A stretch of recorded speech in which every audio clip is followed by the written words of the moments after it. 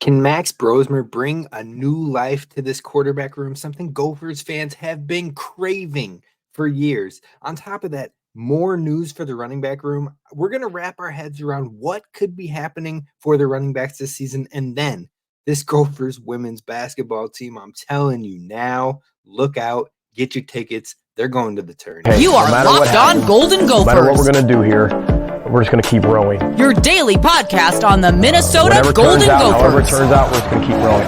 Part of the Locked On Podcast Network. Your team every day. We're just going to keep rowing, and keep rowing.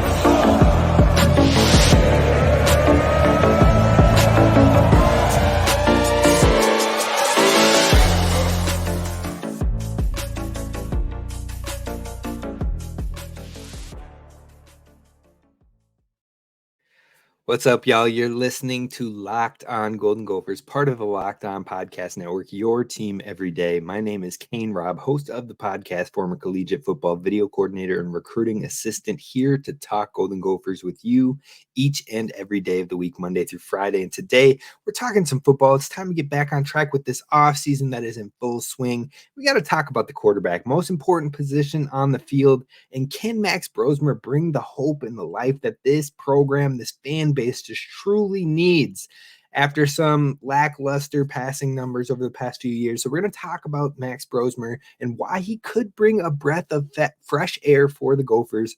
Then I want to talk about this running back room because believe it or not, Bryce Williams is back. So how does that change things up in this running back room? How many running backs do the Gophers even have? And will it remain that way heading all the way through the spring? And then finally, this girls basketball team, the women's basketball team, is absolutely showing up and showing out in year one with Coach Plateau. I think they're tourney bound, and I'm going to tell you why coming up today. So be sure to hit subscribe so you don't miss any of your daily Gophers content. Moving forward, be sure to give it a thumbs up on YouTube as well so others can find the channel. But I want to know down below, what do you think are a realistic production or realistic season outcome for Max Brosmer with the numbers? Passing yards, touchdowns, interceptions. What do you think year one and the only year with Max Brosmer is going to produce? Drop them in the comments below over on YouTube. Now let's dive in about Max Brosmer, because at this point, it feels like Gophers fans have been dissatisfied with the quarterback play almost every single season of the 7 years that Coach PJ Fleck has been here. Now, there's been a lot of hope. There's been a lot of promise long term, but not much of that has panned out consistently. And that's the key word here, is consistently. Now, you look at new quarterback Max Brosmer, you've got consistency over his last 2 years, being a Walter Payton Award finalist in the FCS, finished in second place his last season. He led the entire FCS in pass yards. I think he was second in touchdowns. The dude can sling the rock, but he had a lot more passing attempts in that New Hampshire environment than he'll likely see with the Gophers. That being said, I do think efficiency will play well for him here with his style of ball and how he'll fit this system. So it's promising to say the least.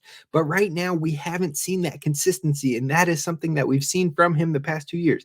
Now, that said, I think Tanner Morgan doesn't get enough credit, enough love from the entire fan base when it comes to what he did, especially in that 2019 season, because not only did he have the most passing yards in a single season in Gophers history, but on top of that, he had passing touchdowns, the record in a single season, passing completion percentage in a single season, touchdown to interception ratio in a single season, and passer efficiency rating. So he was absolutely balling out in that 2019 season. Also had another season where he put up over 2,000 yards. So the only player that has put up more than 2,000 yards in a single season with Coach Fleck here at the helm with the Gophers. So definitely doesn't get enough love or enough credit. Now, when you're saying those numbers, yeah, it sounds impressive. 3,253 yards in a single season, 30 touchdowns in a single season, only 7 interceptions. That is one heck of a season. And Tanner Morgan, shout out to you being the Gophers GOAT right now when it comes to single season Gophers QB years.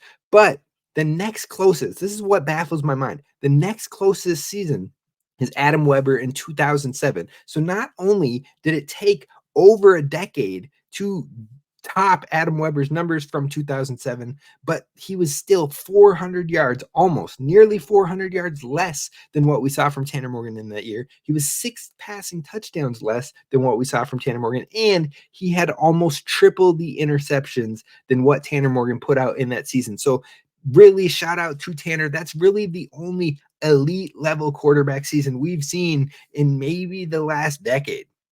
Now, yes, there's been some blips here and there. Leidner had some good years. Like I said, Weber had a few good years. Cupido had a couple good years. But overall, the Gophers are looking for another 3,000-yard passer. They're looking for a guy who can light it up, be efficient, doesn't need 50 pass attempts every game, but somebody that can go out there and put the ball exactly where it needs to be and produce and open up the running game to help this offense thrive. So that is what the Gophers fans are really hoping for. Now, with all of that said, we have typically seen our Gophers quarterbacks knowing that they have promise long-term. Ethan Kaliakmanis, he was a guy that we were excited about for the long-term. Tanner Morgan and Zach Annexstead, both of them came in as freshmen, redshirt freshmen, true freshmen that we were seeing who was going to be the guy for the long-term. It ended up being Tanner Morgan. But overall, even before that, we had Weber for multiple years, Cupido for multiple years, Leidner for multiple years. We haven't really had many one-off quarterback seasons unless it was like a coaching change or something like that.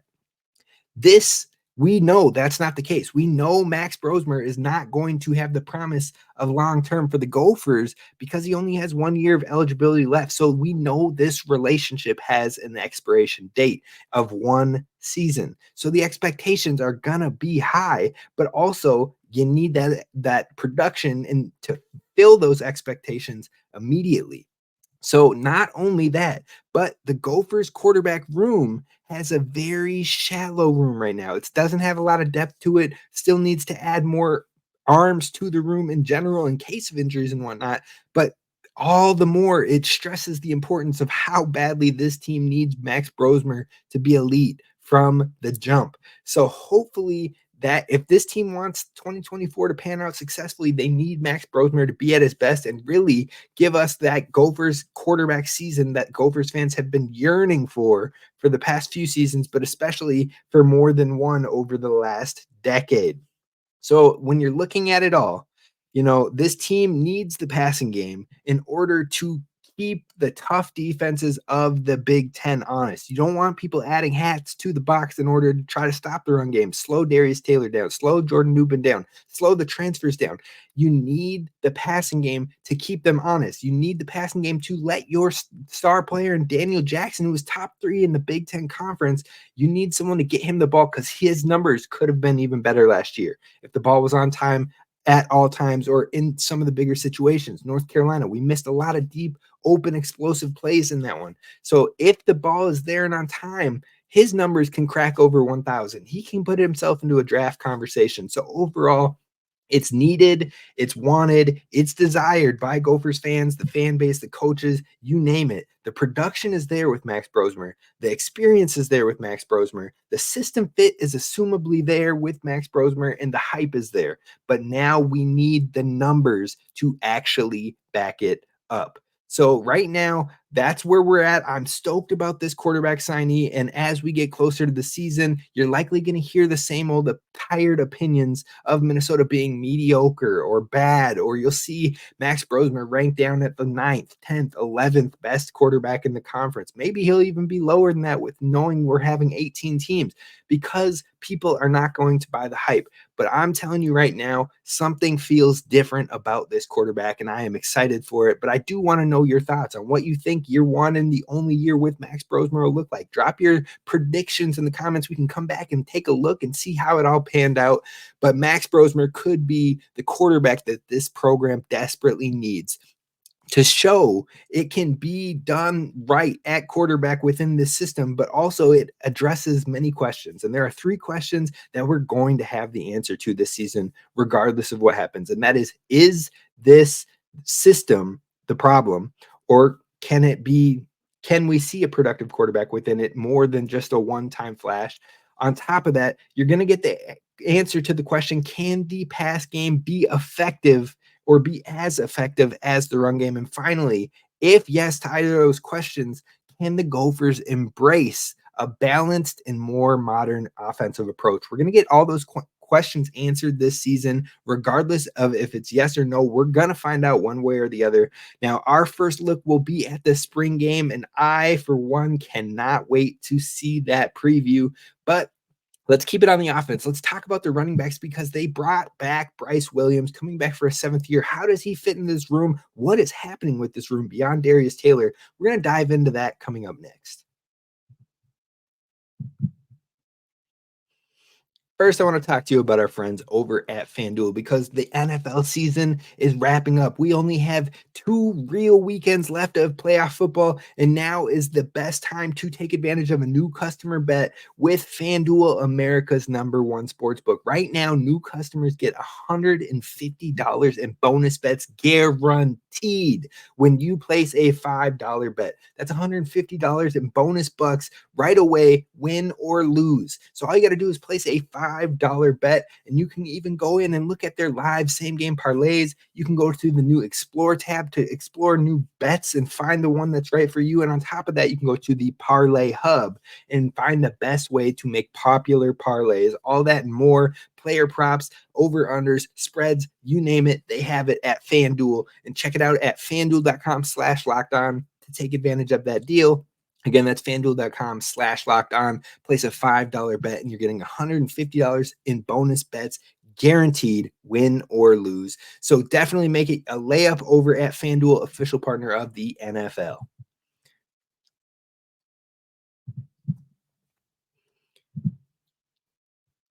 All right, Gophers fans, let's talk about this running back room because, look, this running back room just gets more and more wild as time goes on with this season or off season because it has been revitalized. It has changed. We lost Zach Evans to the portal. We lost a walk-on and Max Grand to the portal. You lost Sean Tyler with eligibility. And we thought Bryce Williams was gone too, but no, he said, nah, scratch that.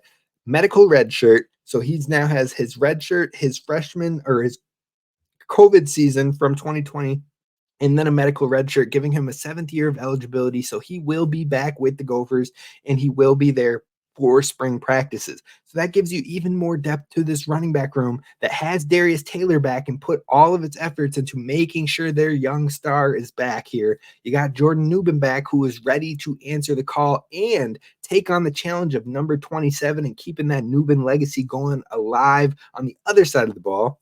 And then on top of that, Bryce Williams returning for year 7. So those are your 3 Gophers from last year that are back this year. But then you add 2 transfers in C.A. Bangura and Marcus Major, who are both coming back and could provide impact. On top of that, you have 2 true freshmen coming in from the 2024 class, and they're both early enrollees, Fame Ijaboy and also Jaden Wright. So again, that right there is 7 running backs. Plus you have 2 walk-ons in Cortez LeGrant Jr. and Xander Rockow. He is converted from linebacker to running back. And so you have 9. That's right, 9 running backs heading into spring practices. Now, yes, running backs might have been an issue last year just with the depth and the injuries, but man, 9 running backs is a heck of a lot of running backs to fill that room. So it calls to question, will they all remain through the spring, but also knowing how PJ Fleck can really lean into his lead back. The lead back is definitely the one that takes the most touches of the entire room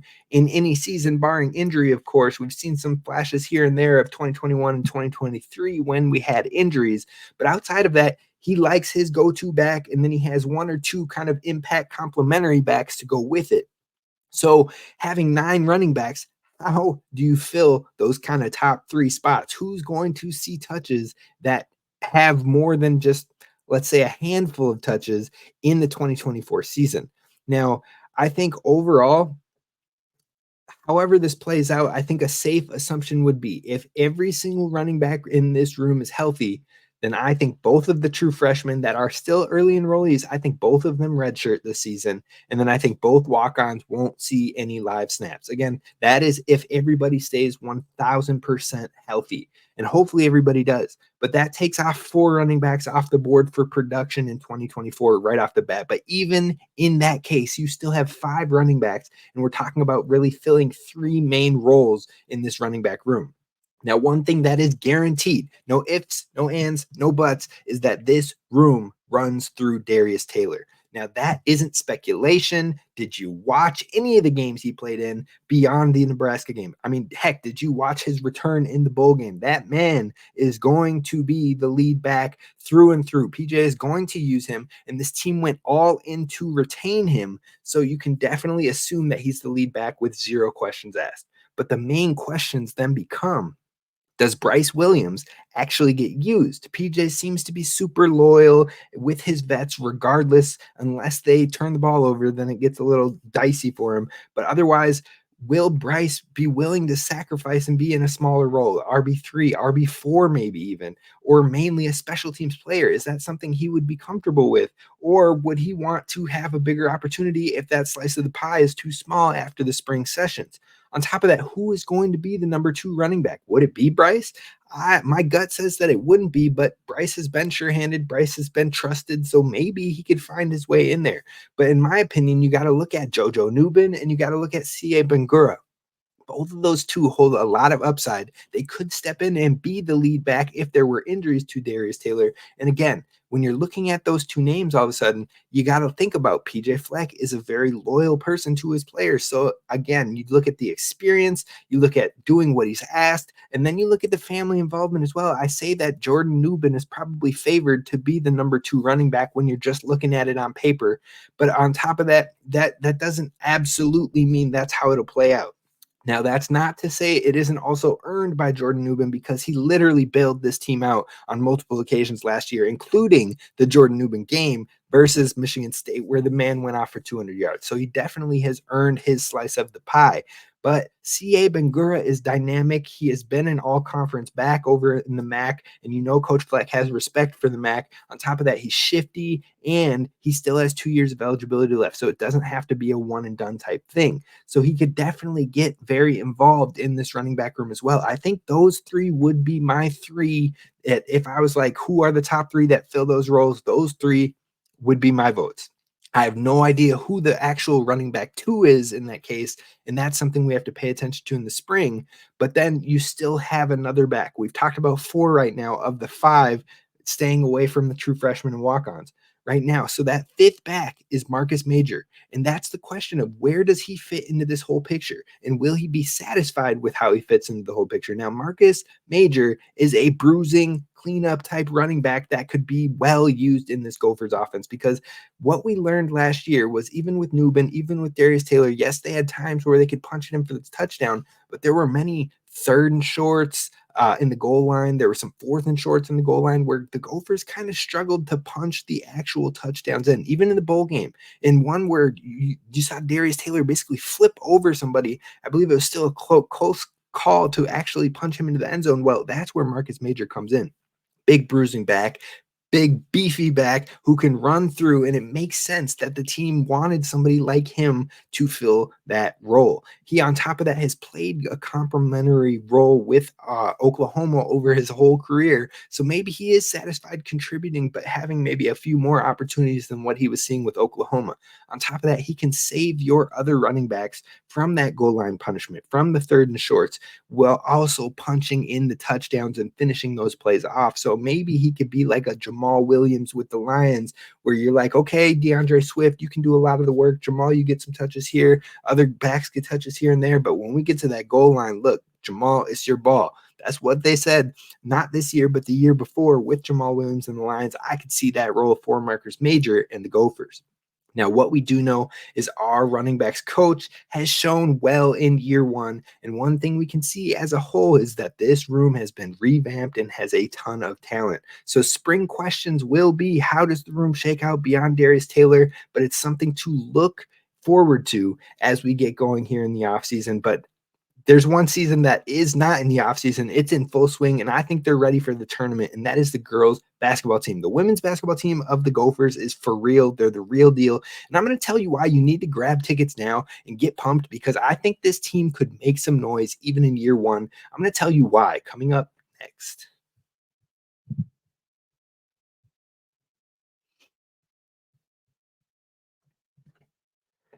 All right, Gophers fans, let's talk about this women's basketball team, because coming out of the most difficult stretch of their season, 6 games of grueling games every single night they played.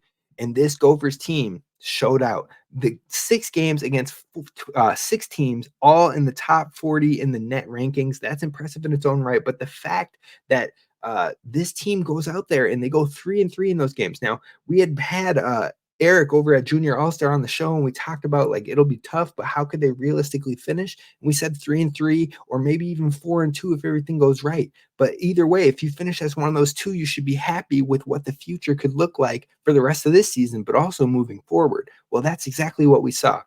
Now, what makes it impressive is that when you looked at the net rankings on December 6th or December 26th, the day after Christmas, you're looking at the net rankings of their upcoming schedule, and you're looking at Iowa, who is number 7 at the time in the net rankings, Maryland, who is 39th, Michigan, who is 38th, Nebraska, who is 21st, Indiana, who is 17th, and Michigan State, who is 16th. Now, they've all shifted and ebbed and flowed, but they've all stayed in that top 40. And the Gophers had to play a top 40 net ranking team in 6 straight games. Now, in that tough stretch, you're able to go 3-3, which is rock solid. And if you could have pulled off that Maryland game, which was a pretty tight game, you would have been ecstatic, lose your mind, crazy, hyped.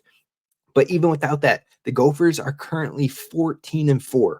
14-4 is a phenomenal record heading into February relatively quickly. Now, tied for 5th in the Big Ten right now, only behind the 3 ranked Big Ten teams of Iowa, Indiana, and Ohio State. But plus, Nebraska is ranked 1 ahead because they have one, I believe, less conference, or they have 1 more conference win. So they've just played more conference games than the Gophers right now, and the Gophers still could catch them pretty easily. But overall, record-wise, when you're looking at the non-con and the conference games all together, the Gophers are only behind those 3 ranked teams. They're 4th in the entire Big Ten in overall records. Now, this is taking into the fact that this is the youngest team in the entire Big Ten Conference, 11 underclassmen overall. They had the 2nd best defensive in the entire Big Ten when it comes to opponents' points per game, and they have beaten quality opponents. Players that are going to be in the tournament, like a Stony Brook who could win their conference, like a Drake who could win their conference. And on top of that, then you've got Michigan, you've got Nebraska, you've got MSU. All of those teams, great records, will be tournament players for the most part, having their name in the conversation, and you've taken wins against all of them. 3 of the 4 losses that Minnesota has suffered have been to ranked opponents, and 2 of those were top 10 opponents at that in UConn and Iowa. The other ranked opponent loss was to Indiana. Now, yes, they got beat by a healthy margin in those games, some of them looking closer than others at moments and times, but regardless, shots weren't falling, tension, maybe a little jittery, knowing you're taking on a ranked opponent. That will work itself out as we continue to get more experience, as we continue to get to the Big Ten tournament and get into those bigger games. But as those shake out and you start to get into your best ball and stick to the game plans that Coach Plittaway has been drawing up, this team can make some noise. Now, this team is no joke whatsoever. And on top of all of that I've just listed off, they also have 5 players, all of their starters, who are averaging double figures in scoring. That's impressive in its own right. So like I said, this team is no joke whatsoever.